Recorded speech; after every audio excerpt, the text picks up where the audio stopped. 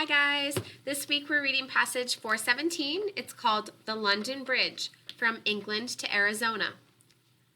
The London Bridge has an interesting history.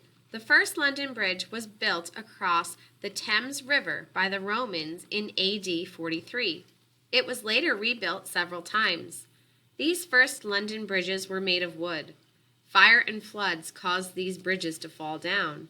Finally, in 1176, a new London Bridge was built out of stone. It took 33 years to build. People hoped that the new London Bridge would last forever. Unfortunately, it did not. As the city of London grew, the bridge was too narrow and small for the added traffic.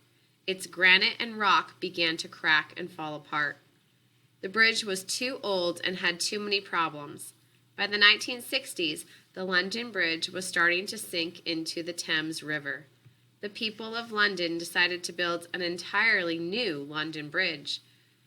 They put the old bridge up for sale. An American named Robert McCulloch bought the old London Bridge. He paid more than $2 million for it.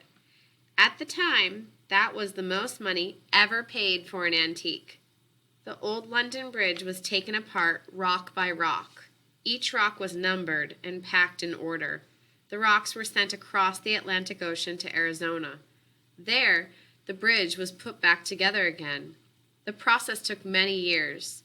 This new London Bridge was finished on October 10, 1971. It is in Lake Havasu City, Arizona.